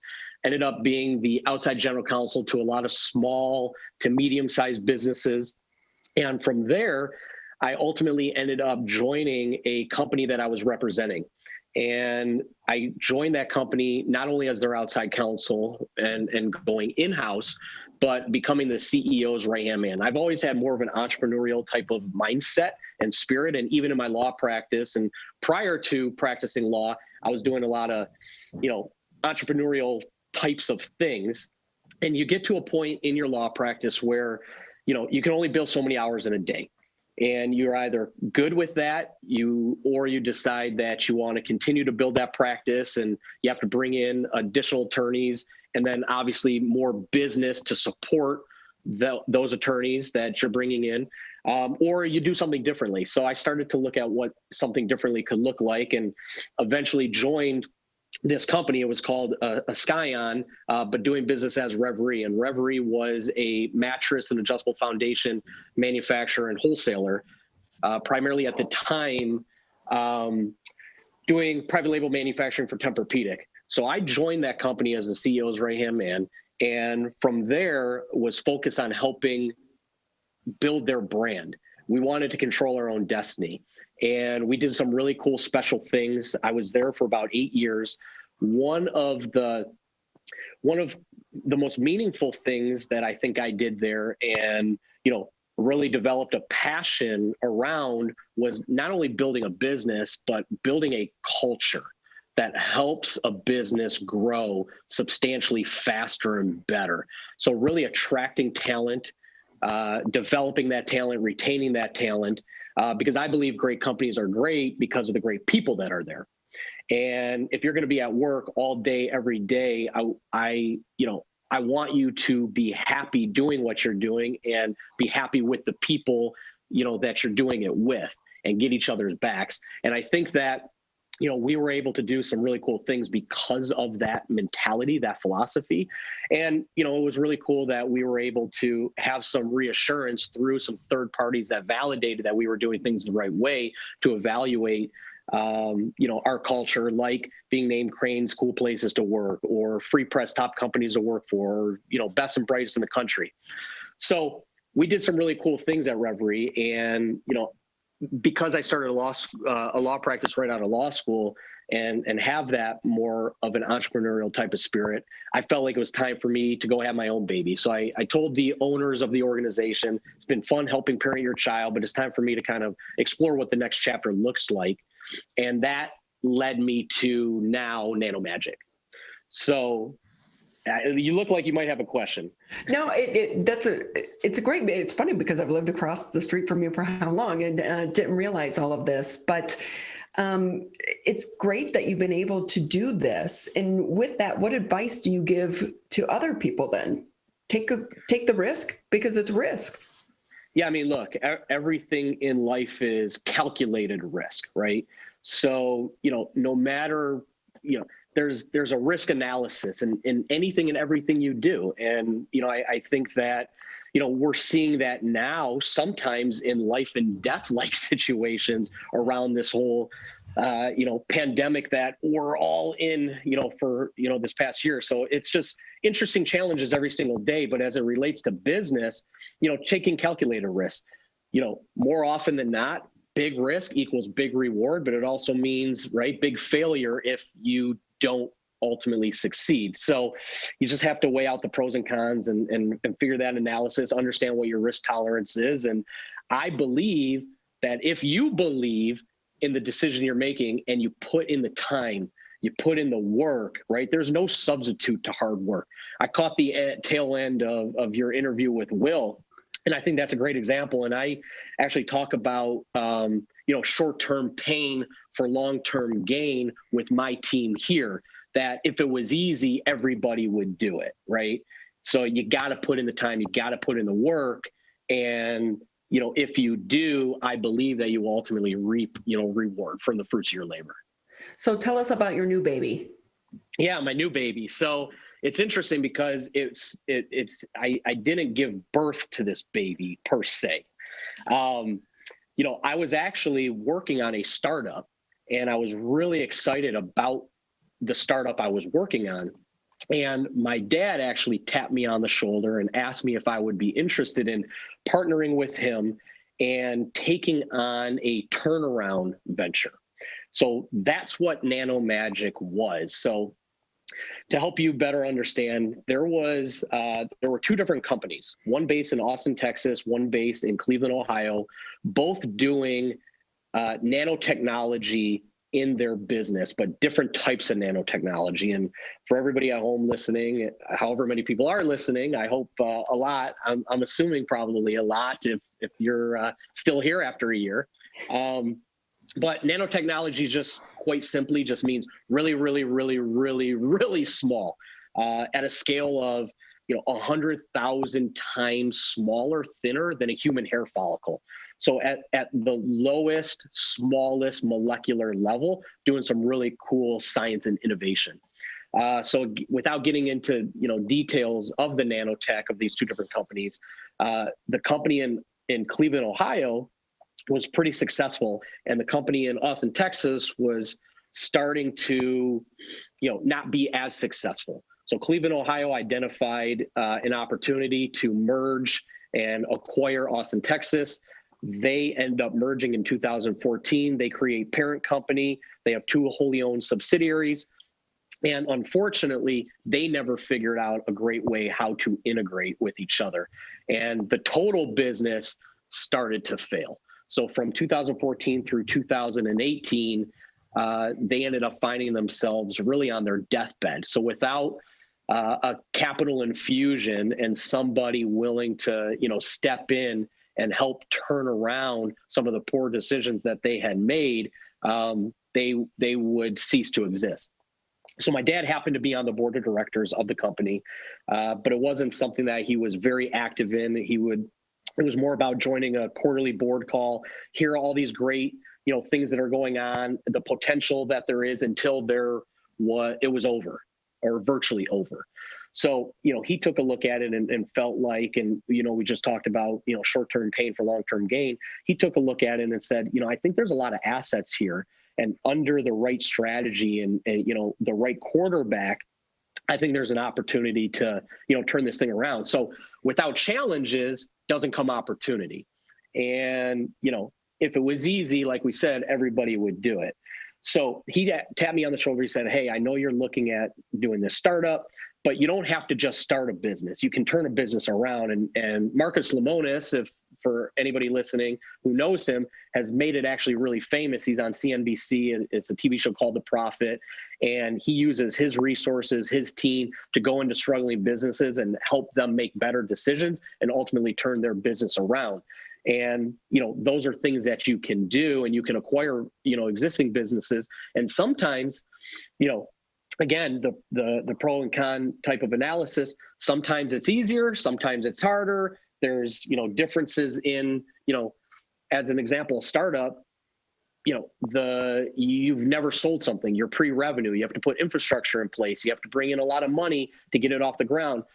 Obviously you can bootstrap things together. It just depends on what kind of scale you're looking at, but, there's no guarantee that the market will bear what you're trying to sell them, whether it's a good or a service.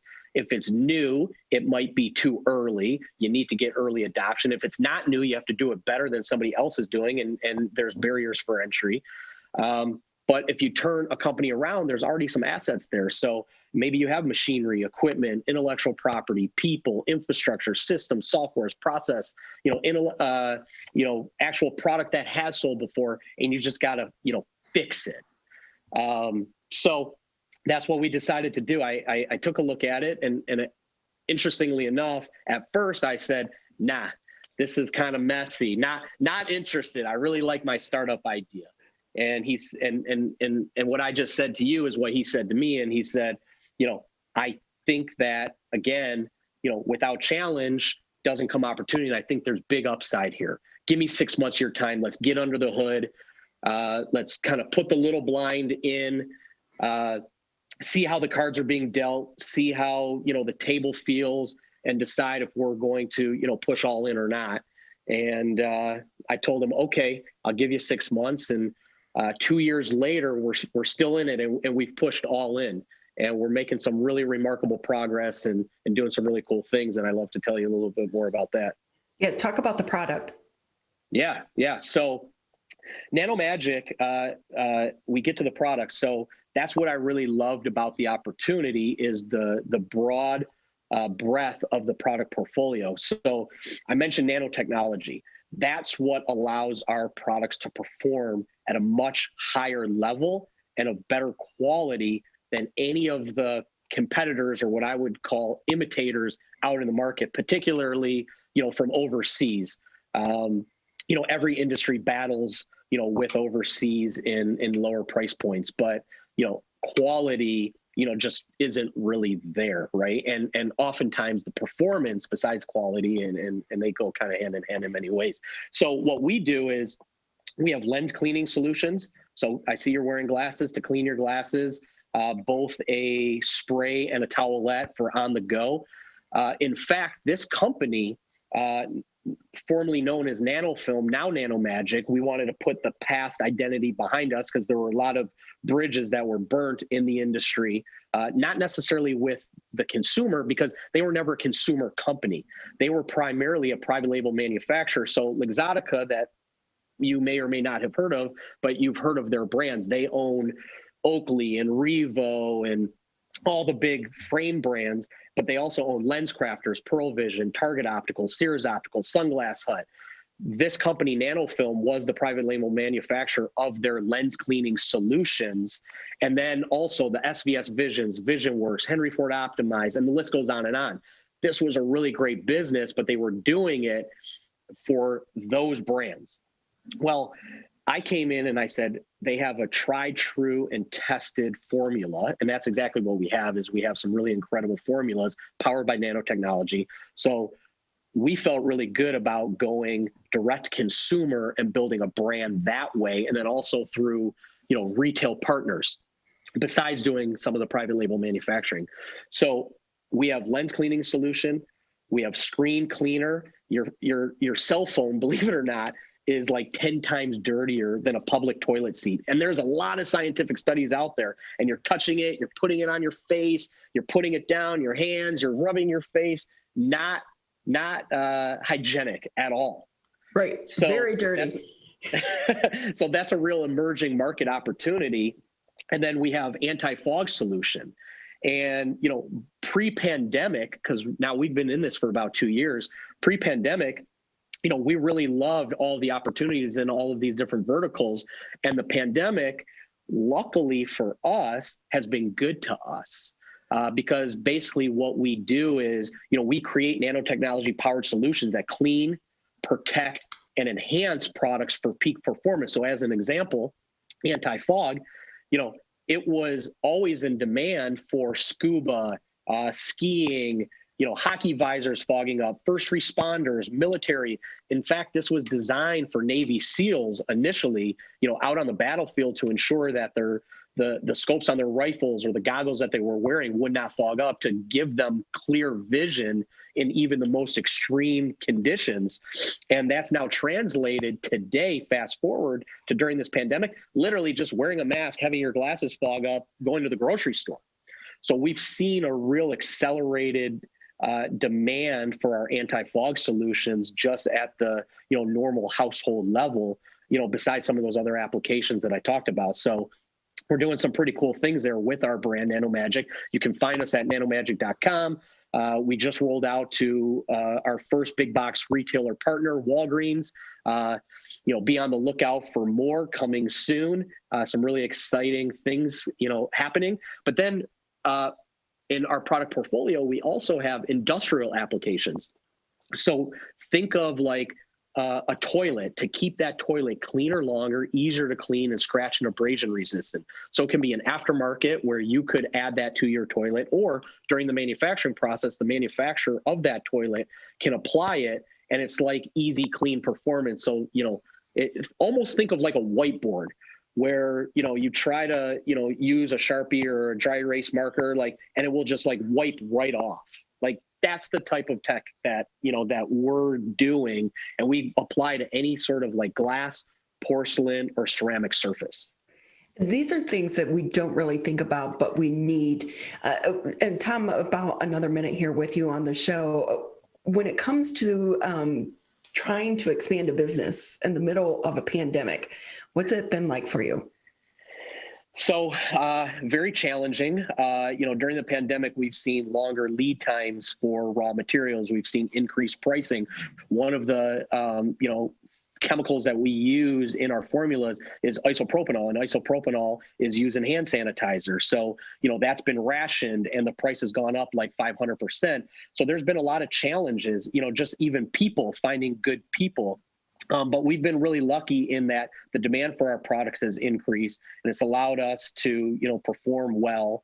And, unlike some other businesses that have really struggled during this pandemic. So we're lucky and fortunate. And over the last few months, we've actually moved from Cleveland to the Detroit metro area, which is very important to me. I've been traveling to Cleveland for the last 2 years. I know you were driving there for a little while too. But we're now here in Madison Heights in Oakland County, and we've hired over 30 people in the last 90 days. So, we're manufactured right here in the USA, and we are putting people to work, and we're looking for more good people every single day. And I think we're building something really special right here in Oakland County. Tom, we're sorry we're out of time for the day, but we want to let everyone know it's a great conversation and a great company. And the anti-fog for your glasses, we are all experiencing that right now. So Tom Berman with the CEO for Nano Magic. Go on to nanomagic.com for more information. And also, if you're looking for a great company to work with. This has been the Oakland County Megacast.